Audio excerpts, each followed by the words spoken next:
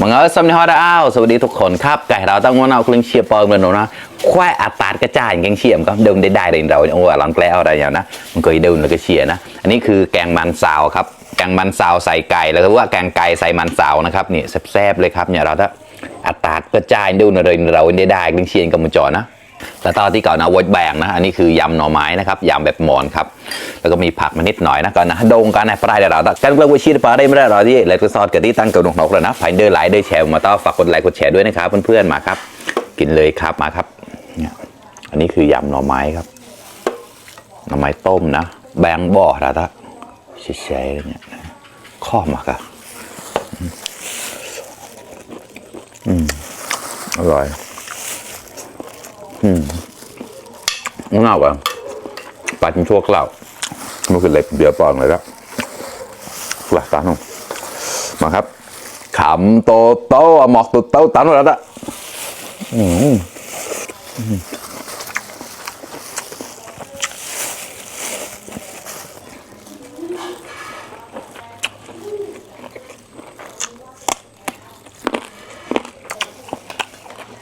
น่าปลาthì chơi tôi tao đấy vậy coi xịp là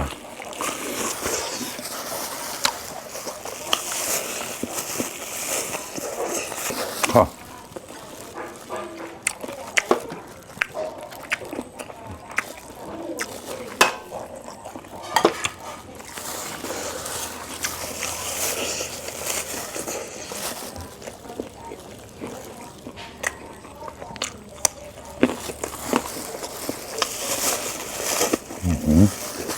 ชื่อว่าตัดกระจายหน่อยแล้ว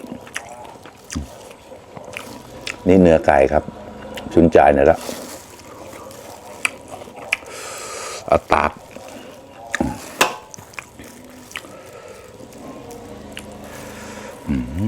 มันเรียกเป็นเสียลองแก้อะไรหรือเปล่าเป็นเสียเป็นเจ็บเป็นกระจำเจาะนะครั้งแรกเหมือนกันนะครับส่วนมากแกงมันสาวนึกเอาไปแกงเอาไปต้มจืดอะไรประมาณนี้นะอันนี้แกงแบบแกงเผ็ดอ่ะเดี๋ยววัวที่โดนชิมมันดาดอ่ะปะเนาที่โดนชิได้เดินโดนมาต่อแล้วล่ะขอออกมาครับเดี๋ยวจะให้ตัดแล้วเอาตัดได้เราตัดเนาะใช่ได้เราเป็นต้นอย่างนี้แบบเก้าข้าวปอดเดี๋ยวแล้วอร่อยอร่อยเลยมันจะได้เฮียที่ได้แควงมัวตามมาตาถึงพอได้สวัสดิ์แล้วเสี่ยงบุตัดกระต่อตาและใจปั๊มใจแล้วเขาเปิดเนี่ยปั๊มใจ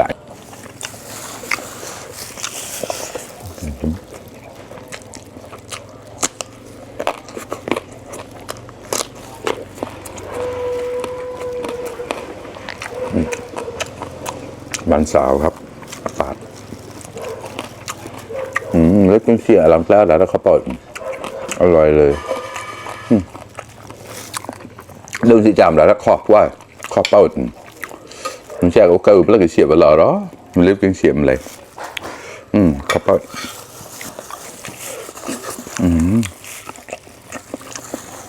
ตัดปลอยนะđóเกล็ด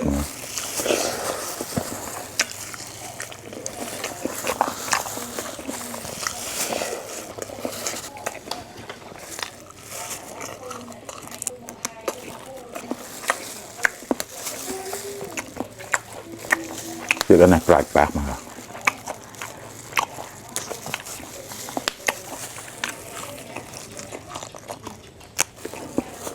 นะปลายเด็กเล่าแล้วข้อมาครับ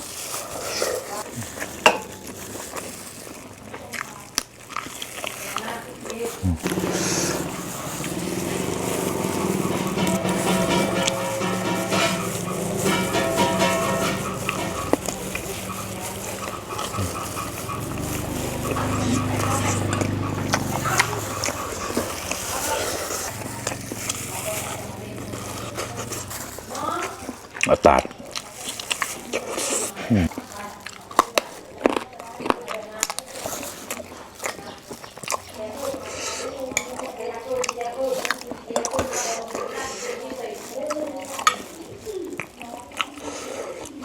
อร่อยมาก